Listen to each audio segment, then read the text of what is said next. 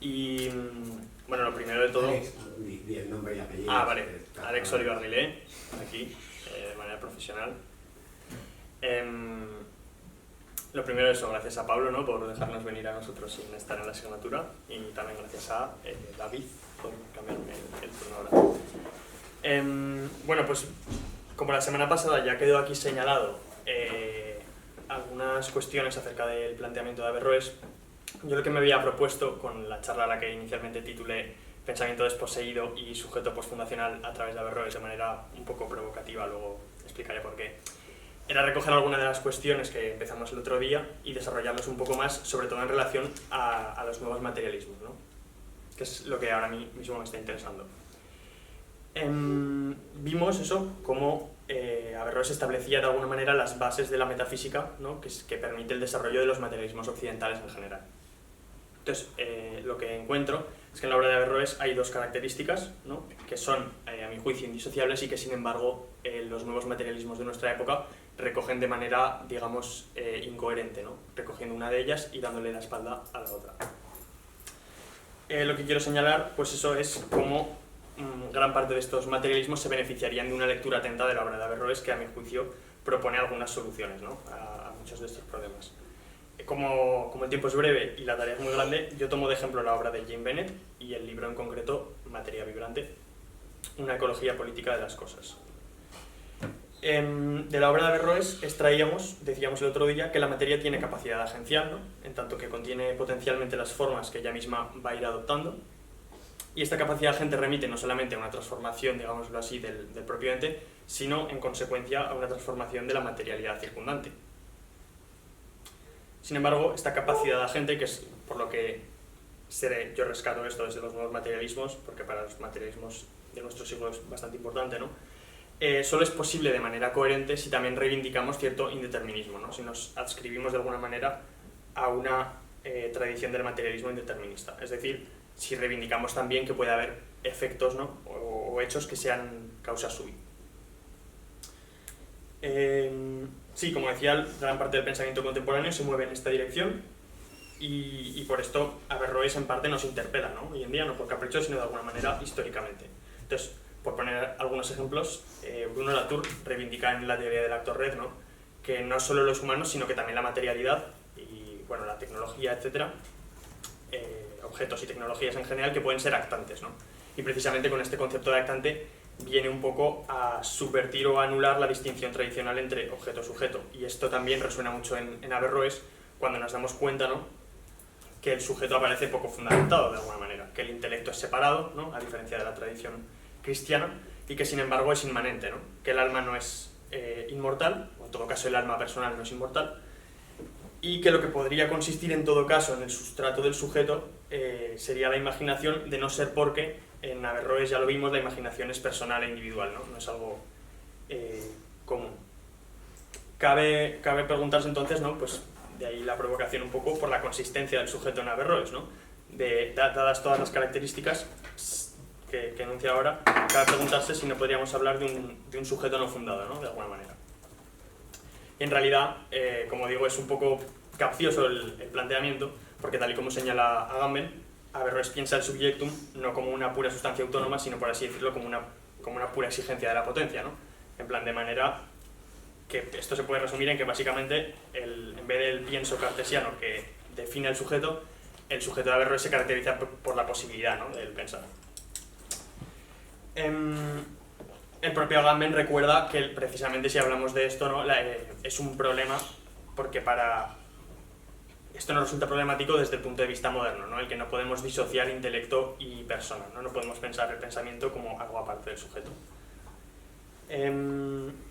en todo caso, volviendo a los materialismos, Jane Bennett, como decía, que ya mencionaba antes, trata también de disolver como Latour los binomios ontoteológicos, que llama ella, de vida, materia, humano-animal,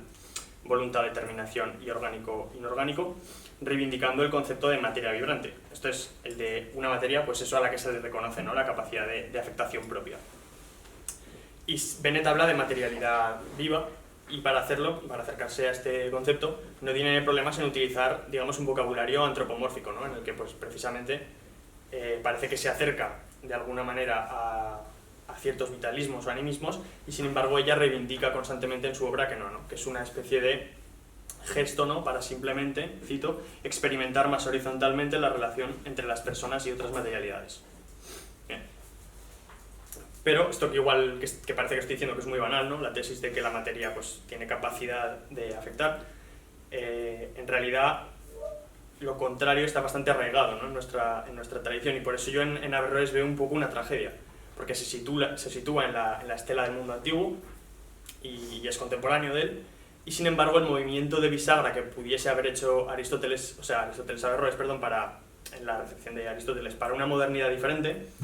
se ve truncado, ¿no?, por una modernidad cristiana que en muchos casos lo que hace es secularizar el pensamiento cristiano. La idea esta de que la materia es algo pasivo e inerte, ¿no?, en contraposición a lo que se podría ver en Averroes, es algo que aparece muy señalado en la tradición judeo-cristiana, y de hecho en la Biblia se puede leer fácilmente, ¿no? En plan, en el Génesis, si nos remontamos hasta allí, si queremos, leemos en 2.7: entonces Dios formó al hombre del polvo de la tierra y sopló en su nariz aliento de vida, y fue el hombre un ser viviente. Y este fragmento archiconocido, ¿no?, pues después se sigue por uno del Eclesiastés, que es en 12.7: vuelva al polvo de la tierra a lo que era, y el espíritu vuelva a Dios, que es quien lo dio. Y de ahí en alguna manera se rastrea absolutamente la separación entre la vida y la materia, ¿no? Sostenida fundamentalmente, por supuesto, en un plano de trascendencia, que es allá donde la vida va, ¿no?, después el más allá. Sin embargo, esto en Averroes vimos que no se puede dar porque estamos hablando de la inmanencia, ¿no? Estamos hablando de que no hay trascendencia y, por supuesto, tampoco, como decía antes, hay inmortalidad personal del alma. De ahí para mí lo trágico, ¿no? Entonces, ejemplo también de este olvido en la tradición es, pues, en caso de Descartes, la distinción tan brusca entre la res extensa y la res cogitans, siendo la segunda, por supuesto, privilegio humano. Y más adelante, pues por poner otro ejemplo, cuando Kant insiste en la crítica del juicio en que la materia no puede tener espontaneidad. Bueno. Sin embargo, antes de la modernidad encontramos parte del planteamiento averroísta, esbozándose ya en la tradición materialista, y la capacidad de que la materia actúe, ¿no?, está ya en Grecia en el siglo V a.C., y sin embargo voy a hacer un breve repaso, pero simplemente para ver por qué en realidad, aunque se planteen cosas similares a Averroes, Averroes sí que supone, ¿no?, cierta originalidad en esta tradición que hacemos en retrospectiva. El concepto de dinos, que es un concepto atomista, viene a significar en la época un movimiento arbitrario y no dirigido, ¿no? Sin embargo, el uso que se le da, eso en el siglo V a.C., parece designar más bien una necesidad ciega de la naturaleza, que sí que en el momento fue difícil de asumir para los griegos, porque recordemos que no están instalados en un horizonte de sentido en el que haya causación, al estilo moderno. Y sin embargo, es distinto a cómo luego se va resignificando este concepto a lo largo del tiempo. El dilema lo recoge muy bien Aristófanes en la Comedia de las Nubes, que contrapone la causalidad ciega, ¿no?, al hecho de explicar lo natural mediante dioses, o más bien al hecho de no tener que explicarlo. En el verso 828 de la Comedia que menciono, leemos: reina Torbellino, que ha expulsado a Zeus. Y la palabra Torbellino es aquí dinos, que es el concepto al que me estoy refiriendo, que en realidad sería, bueno, una forma lingüística personificada de la palabra. Sin embargo, la fuerza impersonal, ¿no?, y ciega sigue leyéndose aquí en términos deterministas, y esto es algo con lo que luego se va a romper. También en la época, pues Demócrito, en el 167, podemos leer: del todo se segregó un torbellino de variadas formas, que es nuevamente la misma palabra, y sin embargo, y esto es lo que me interesaba, un siglo después, ¿no?, en el fragmento 90 de Epicuro, podemos leer, es un poco largo, pero yo creo que se entiende perfectamente como una contestación a este de Demócrito: pues para la creación de un nuevo mundo no basta solo, como asegura alguno de los llamados físicos, con que se produzca una acumulación de átomos, ni tampoco un remolino. Un remolino vuelve a ser la palabra que estoy mencionando, que es dinos. Un remolino de ellos en el vacío, en el que, según todas las presunciones, puede originarse un mundo a la fuerza. El Sol y la Luna y las demás estrellas no nacieron por sí solos y luego fueron comprendidos por el mundo en su interior, sino que directamente desde un principio iban adquiriendo su conformación e iban creciendo por agregaciones y remolinos de ciertas sustancias constituidas por sutiles partículas. Entonces aquí parece que hay una resignificación del concepto de dinos, ¿no?, de torbellino, y un deslizamiento, digamos, de un materialismo determinista a un materialismo quizá indeterminista, o por lo menos más procesual, que es lo que yo quiero venir a rescatar, ¿no?, de alguna manera, a ver ahí. Procesual porque tiene en cuenta, como dice aquí con la palabra agregación, la incorporación de elementos, ¿no? Digamos que esta incorporación iría cambiando o permitiría una modificación de los procesos causales, que es básicamente lo que viene a señalar Althusser cuando dice que, bueno, si bien en Lucrecio es verdad que se habla del clinamen, como la desviación infinitesimal contingente, pero en Epicuro está quizá ya la idea de la desviación, de que la desviación es originaria, ¿no? Y no derivada. Todo esto supone, como decía, un alejamiento de las tesis deterministas del siglo anterior. Y bueno, no es que Averroes replique exactamente lo que está en Epicuro, sino que por el contrario, al ser Averroes el mejor comentador de Aristóteles, aporta, digamos, el armazón teórico suficiente como para hacer frente al problema de la identidad o de la figura, ¿no? El hecho de que el principio de individuación se sitúe del lado de la forma frente a Averroes, que se situaría pues del lado de la materialidad misma. Entonces, aunque tenga en cuenta la forma, ya vimos que la sustancialidad puede recaer del lado de la materia con Averroes, y que esto hace, ¿no?, el que la sustancialidad y por ende la posibilidad de formas que puede ir adoptando la materia se encuentren del propio lado de la materia, es algo que en la modernidad no se desarrolla, ¿no? Y que sin embargo, como decía, creo que se apunta bien en el fragmento 90 de Epicuro. De otro lado, ¿no?, si la sustancialidad se situase meramente en lo formal, el problema parece irresoluble.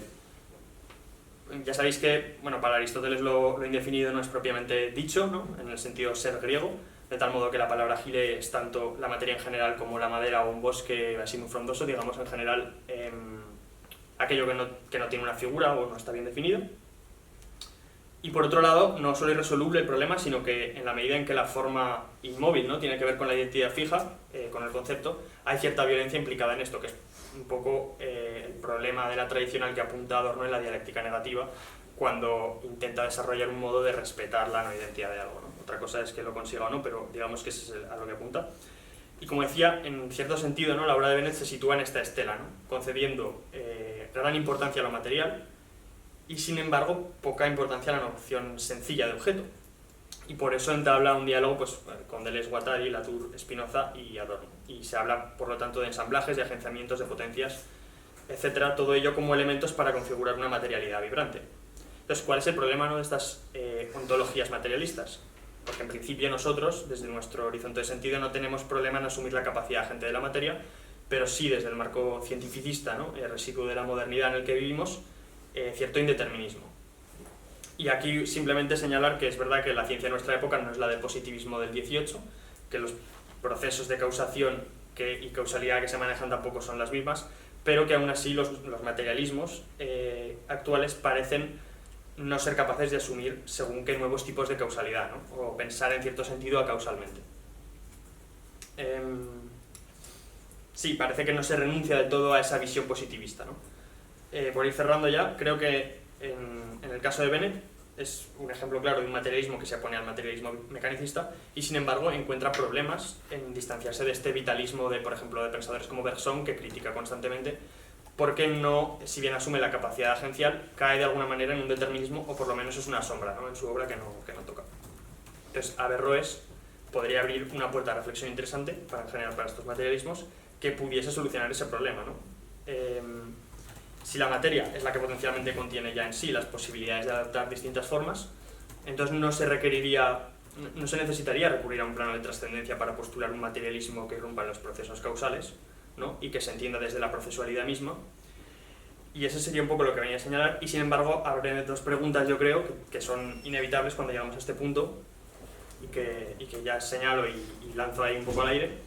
que es, la primera sería si la materia adopta necesaria o contingentemente ciertas disposiciones, ¿no?, en plan, si estamos hablando de contingencia a la hora de dar cambios, por qué las cosas adoptan la forma que adoptan y si es totalmente contingente o se podría, si hay cierta necesidad o si por el contrario se podría adoptar cualquier otra forma en la materialidad. Y una segunda cuestión que está relacionada, que es hasta qué punto tendría algo así como la autocausación o el clinamen, o como lo queramos llamar, ¿no?, capacidad efectiva de darse y de cambiar las cosas. Es decir, que en última instancia esta cuestión se relaciona con la anterior y es ni nada más que el problema un poco de la contingencia frente a la regularidad, ¿no? Si las leyes de la física son contingentes, ¿no?, ¿por qué se nos presentan como necesarias? Y por qué nadie duda, ¿no?, de que si yo dejo caer el boli de aquí al suelo, pues va a caer y va a impactar, ¿no? Y eso pensamos en principio que va a ser hoy, mañana y siempre. Y eso era. Gracias.